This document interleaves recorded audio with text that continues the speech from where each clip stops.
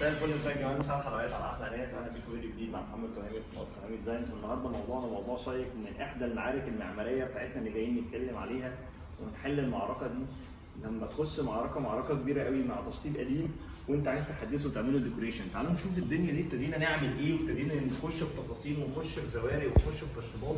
الحاجات دي كلها بنحافظ على بعض الحاجات، لان في الاول وفي الاخر هو هيهمنا العميل كقيمه، فمش عايزين نخسره حاجات كتير. من ضمن الحاجات اللي ابتدينا نحافظ عليها الارضيه بتاعت الريسبشن، كان عنده اعتزاز بيها جدا ان احنا نحافظ عليها. الارضيه واللصق ما كانش فيها ديكورات، فاحنا كنا ابتدينا نعدل التعديلات بتاعتها. من اول ما نخش اول ما نخش احنا اول ما بنخش هنا المفروض دي بتقابلنا طرقه زي ما انتم شايفين كده.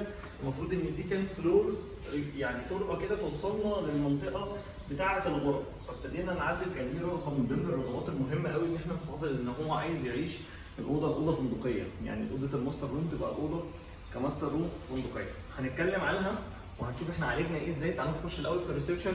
والريسبشن ابتدينا نعمل المنطقه دي منطقه السفره، اللي هي منطقه استقبال الضيوف اللي لما تيجي تعمل وجبه الغداء او العشاء الجميله. فهنا عملنا السفره بتاعتنا لاين تيبل، بعد كده البوفيه، ثم بعد كده النيش بتاعي. ابتدينا نستخدم اللاينز دي كريد بروفايل، وهنحط هنا البوفيه بتاعنا عشان كاستخدام. ثم ان انا اللاينز دي وعملنا ديكوريشنز في السقف نعالجه عشان ننور تحت السفره بتاعتنا بالشكل الجمالي. كان عندنا ازمه كبيره قوي، ومن ضمن الصعوبات اللي قابلتنا في المنطقه دي ان انا عندي الكهرباء همشيها ازاي؟ الكهرباء لك ان تتخيل كميه علب الكهرباء دي ما كانتش موجوده. المكان ده كله هي علبه كهرباء واحده، ولا في برايز ولا في مفاتيح ولا في بيش ولا. ودي بقى المعركه المعماريه لما تيجي تتحدى نفسك وتخش حاجه زي كده. طب ما تخش تبتدي تاخد الحاجات دي كلها تعدلها، تبتدي وليك ان انت احنا عارفين يعني طبيعيا ان احنا لازم نكسر في الارضيه عشان نمشي في يعني مواسير الكهرباء. وهنا ابتدينا نشتغل بالطريقه المعكوسه شويه، والطريقه نقلب مسارات الكهرباء بتاعتنا من السقف. وهو ده اللي ابتدى يتحسب. كانت لوحه الكهرباء حاجه صغيره قوي هنا، ابتدينا نداري بيها هنا كمنطقه معماريه، وابتدينا نحطها عشان نحطها ورا الباب ونحط تابلو او نحط مرايه او اي حاجه كاكسس دور لايننج بتتفتح.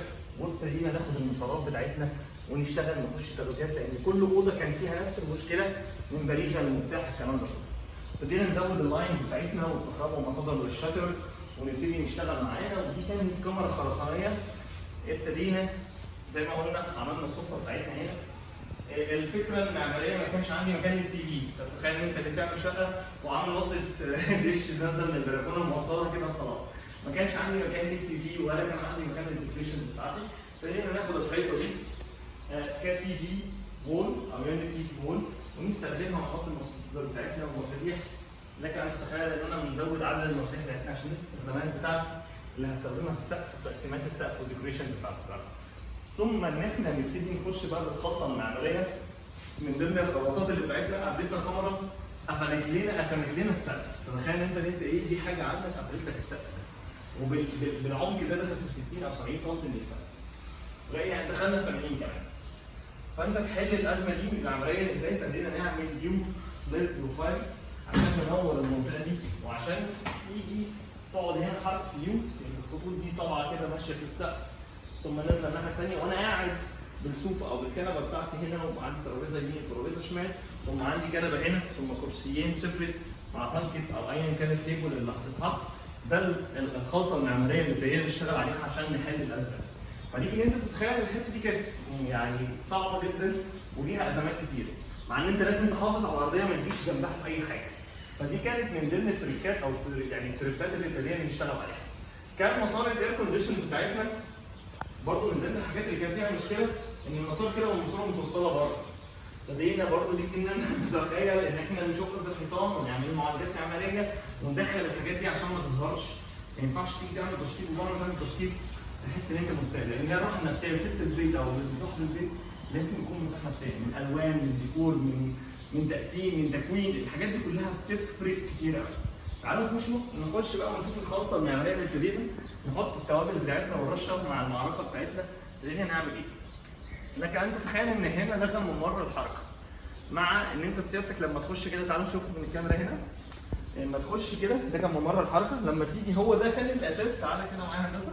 هو ده الاساس ان انت في الاساس ده الممر الكوريدور، حتى هتلاقيه بلون الريسبشن. ده كان ممر الكوريدور، ممر الكوريدور كان اخري لحد كده.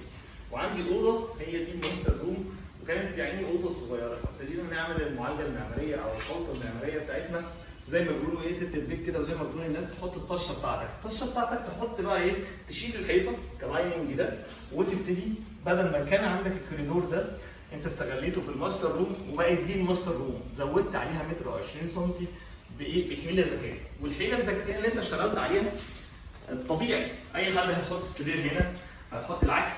ابتدينا نعمل خصوصيه شويه ونحط السرير كبيد روم بالنسبه لي هنا، ونعمل ديكوريشن سيمبل خالص عشان ما نطلعش كتير ورا الحيطان، ويبقى عندي ليد فيها، ويبقى عندي السرير كلايننج هنا مع التي في كانها استوديو في فندق، ونبتدي نشتغل فيها، ويبقى عندي هنا تسريحه الحته اللاين الطويل ده لما اخش اي فندق وناس كتير قوي بيكلمني عنه اللي هو مرتبط ببعض، بس زياده اضافه عندي اللي هو اللاين، ثم عندي اللاين بتاعي بتاع التي في ممكن احط فيه ديب فريزر ولا حاجه، وعندي او ثلاجه صغيره، وعندي هنا التسريحه السمبل مع مسار الحركه بتاعتي المحترمه. حتى الاضافه ان احنا دخلناه مع الدريسنج، فالدريسنج بقى بالنسبه لي لحد هنا، تخيل ان حرف ال شيب ده مع المسافه والكوريدور بقت الدنيا بتاعتك. مع عندك الطابع الجمالي بقى في السيراميكا، السيراميكا احنا واخدينها 60 في 120، فتتخيل لك انت تتخيل ان انت ده 60 في 120 والروتوشن كانها ارت تابلو، يعني كانها حاجه ملطشه كده تسريح الوان في بعض، فدي من ضمن الحاجات الجميله والحاجات اللي ايه المزيكا اللي بدات تشتغل. تعال نرجع للكوريدور اللي هو كان اسئله الممرات بقى، ونبتدي نشوف هنا ايه ومنطقه الصعوبات اللي احنا هنتلاقى بيها.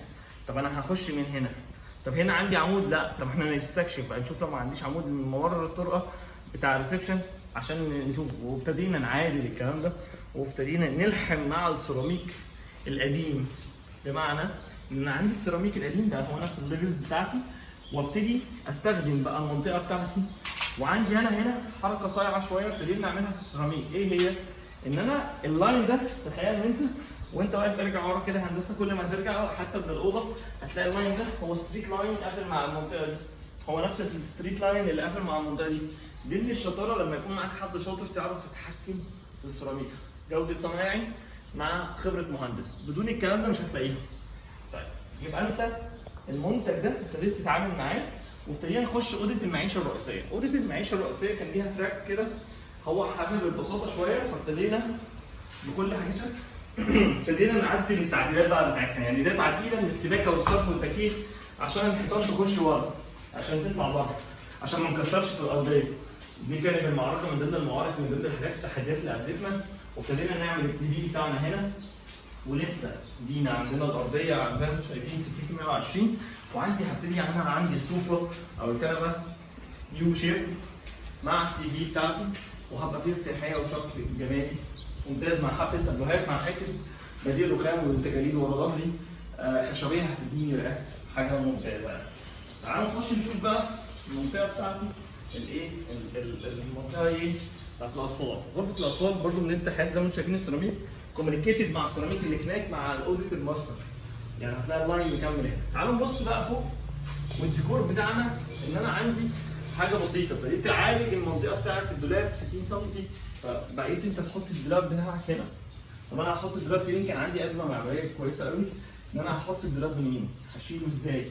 هستخدم المنطقه دي كايه؟ فانا يبقى انا عندي ده دولاب، عندي كحل معماري شويه ابتديت اعمل السريرين هنا بالظهر كبير، تقدر تجيبهم روتيشن يمين يبقى 1 بيد روم، روتيشن شمال يبقى بيد روم، ونستغله وممكن يبقى كومود في النص، فانت تستغل الحته دي كلها كلايننج استفدت بيها. افضل مكان هيبقى كده ولا كان كده، لان الحركه هنا بالدايمنشنز، وعندي 2 بيد روم، فالموضوع بالنسبه لي مشكله، وعايز 2 بيد روم الدايمنشنز بتاعهم كبيره 120، فمع معالجه الدايمنشن ومع مراجعه المساحات الحاجات دي كان ليها معالجات او تحديات.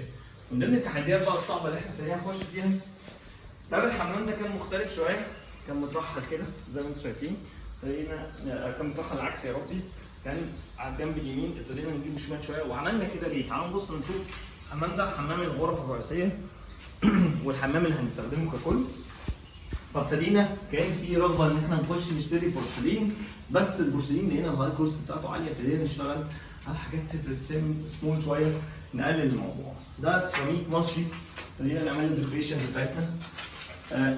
دي كانها معالجات اللي هي 60 كالكوليشنز بتاعتنا بسيطه قوي. اهم حاجه اللايننج بتاعتنا والخطوط وتقفيل وتريك بتاع الصلايب، وراكبه على جريد لاين زي ما انتم شايفين كده اهي، مع الصلايب مع الكلام ده كله، فالشكل بقى شيك قوي. مع هنا ده منطقه الشاور. الحمام كان بالمنطقه دي، كان هنا ابتدينا نزوده شويه، كان عندي بانيو هنا، ابتدينا نشيل البانيو ونعمل شاور.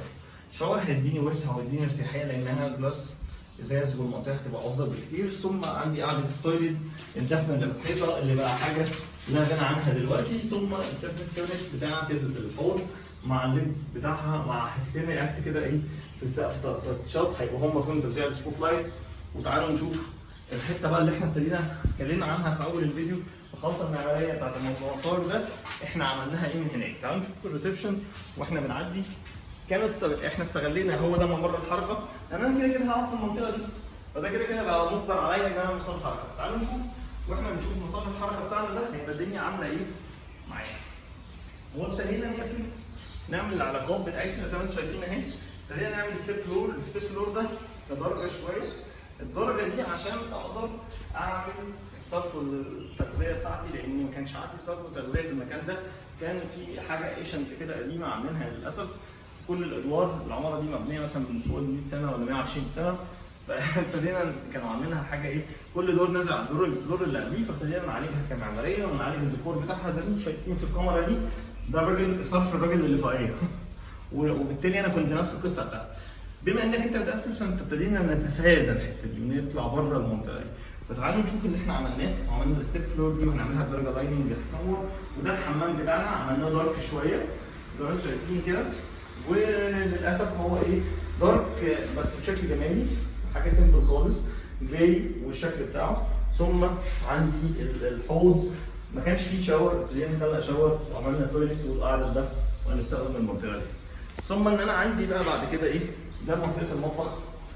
وكان عندي في تحدي كبير قوي، كان ست البيت عايزه الجو اللي بتشوفه في المطابخ او السيراميكا اللي بتشوفها في المطابخ، فابتدينا نلجا للمنطقه بتاعت المطابخ اللي هي السيراميكا اللي هي الستاندرد، وبرده الكوست ما يكونش عالي. فابتدينا نلجا لسيراميكا مصريه، ابتدينا نعمل برودكت كويس، نعمل سمبل هنا، ابتدينا ندخل لها طابع الباترون شويه او الزخارف بنفس الديزاين عشان تديني ريفلكت. دي الحته ما بين الوحده 60 اللي تحت اللي هي 90 سم والوحده اللي فوق ال 60 90 اللي تحت والمسافه 60 اللي ما بينهم، فده عشان لما ينور ديد لايتس تبقى ريفلكت على المنطقه دي فتبقى شكلها شيك قوي. ثم احنا ابتدينا نعدل طريقه التوزيع. البوتاجاز بتاعي هنا فابتدينا نحدده شمال شويه يبقى اول اللاين. ما كانش عندي غساله هنا، طب احنا ايه فايدتها؟ ابتدينا نعمل غساله اطباق المنطقه دي. ثم الحوض بتاعنا كان في المنطقه دي، ابتدينا نحطه هنا عشان اقدر اعمل المطبقيه والشرط بتاعي.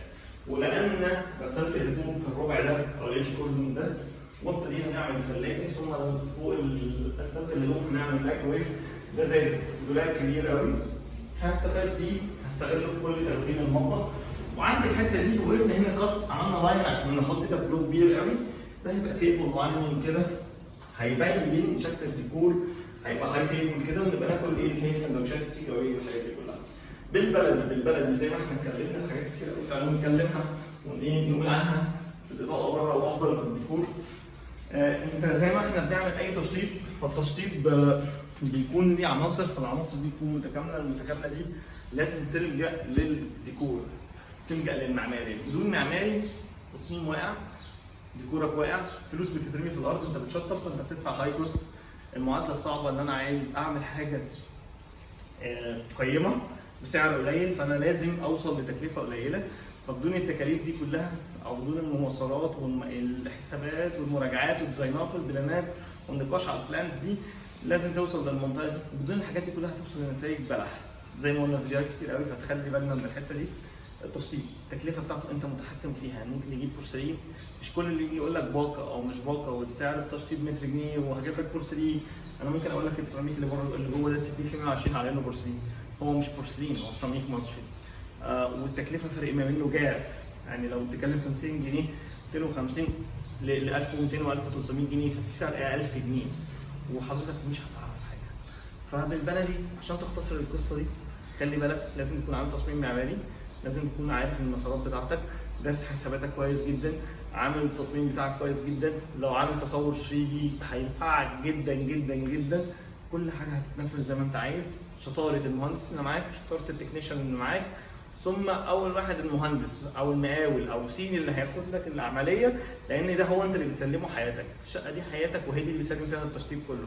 بدون لما بتيجي تسلمها لحد، زي الست لما بتيجي تعمل عمليه تجميل فبتروح لدكتور او دكتوره، فالدكتوره دي هي اللي تسلم لها جسمها كله عشان تعمل عمليه التجميل. فتتخيل ان انت بتعمل عمليه تجميل بفلوس شقه عمرك، مش ب 20000 جنيه ولا ب 10000 جنيه، لا انت بتعمل بشقه عمرك وحاجه انت هتعيش فيها مدى عمرك. فلازم نخلي بالنا في الحتت دي كلها. ده بالبلدي. ما تنساش تفعل زر الجرس وتعمل لايك وسبسكرايب وتشترك معانا في القناه. كان معاكم مهندس الديكور محمد تهامي، قناه تهامي ديزاين. السلام عليكم.